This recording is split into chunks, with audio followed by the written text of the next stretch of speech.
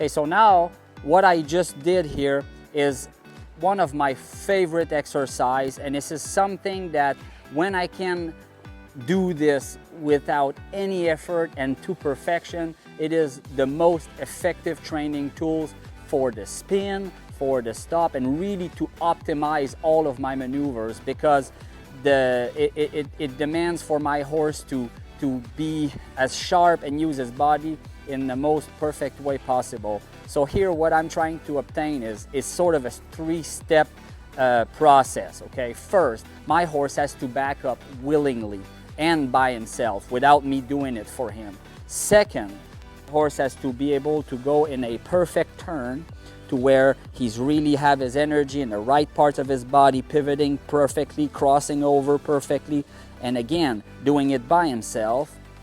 And three, that he's able to walk with, you know,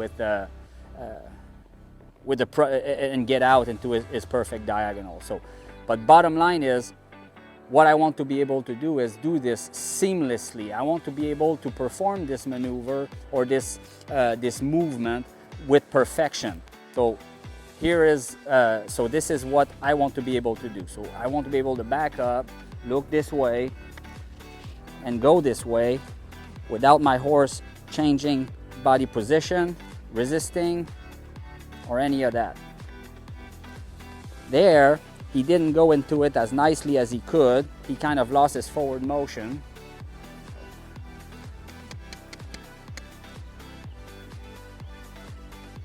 This was perfect.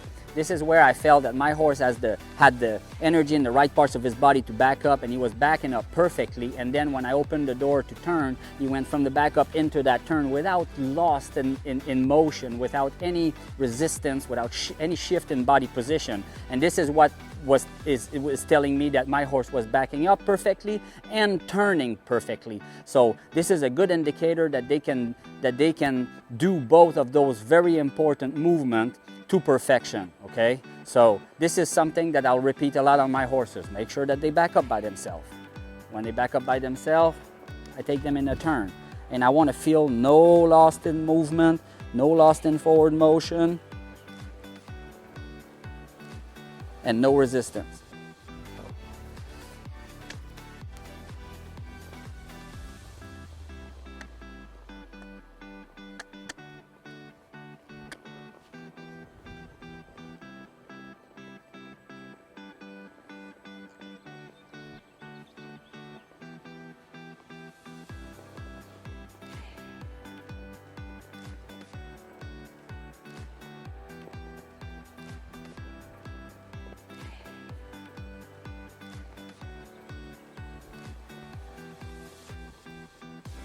See this side, how he stuck his rib cage out and bent himself too much? That's why this side, I need to keep good control over that outside shoulder. There you go, see?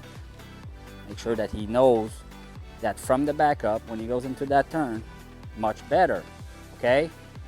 This is why that working this exercise here and getting good control of that outside shoulder and rib cage when working my horse in his right diagonal is going to be very important. Because here, seeing this movement, which is always going to limit his spin to the right or his rollback to the right, because he likes to do it a little bit too bent, I have to teach him how to make this movement and turn to the right, but really keeping his outside shoulder and rib cage in and his body straight.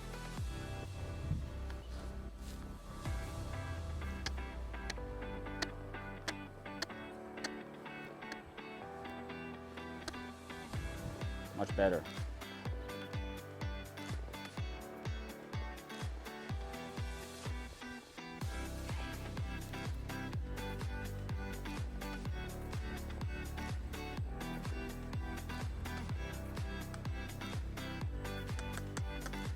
That's okay. He was anticipating what direction to go, but this is a good opportunity for me to remind him, no, before you think of any direction, you need to think about moving back.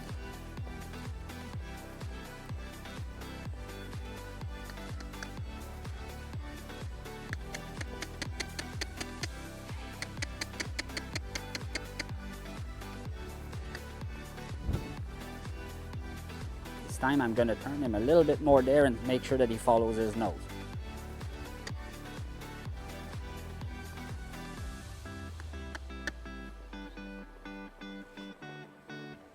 There, that was better. A little bit overbent, but this time he made an effort to follow my hand and follow his nose through that movement.